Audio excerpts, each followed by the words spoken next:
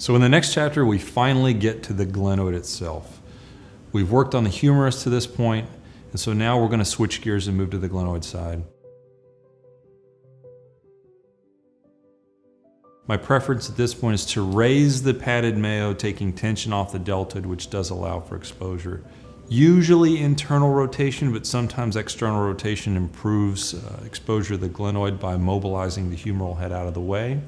You'll have to move it around and find out what works best for you. Some surgeons will use a protector plate to allow retraction against the humeral head. Since I perform an osteotomy, that's not my preference. If there is any deformity of the proximal humerus upon completion of the case, I'll use bone graft from the humeral head to fill it in once I've used my retractors.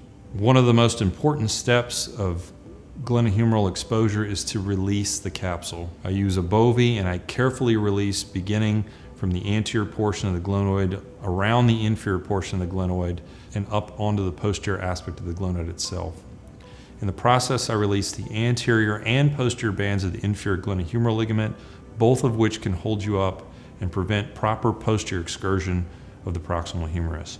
The posterior band of the inferior glenohumeral ligament in particular can be one that surgeons frequently overlook. Prior to performing this release, I've used my finger and sweeping along the inferior aspect of the glenoid, I generally try to identify the axillary neurovascular bundle and protect it during this portion of the procedure. You can use a Yankauer sucker tip or any kind of plastic or blunt instrumentation to protect that neurovascular bundle, or you can simply avoid it if you know where it is. So now, how do you get the humeral head out of the way? And this is all about retractor placement. Remember too that if the patient is not fully relaxed, that can sometimes impede your exposure to the glenoid, so now would be the time to check with anesthesia and make sure the patient is at 0 twitches in terms of the relaxation. The retractors don't have to be fancy. You can use simple sharp Homans, which is the workhorse in the majority of my surgeries. However, I advise surgeons, as I use for myself, many different retractors to find the best combination that works. I use a variety of retractors posteriorly, and although the sharp Homan is what I use mostly, it's not what I use always.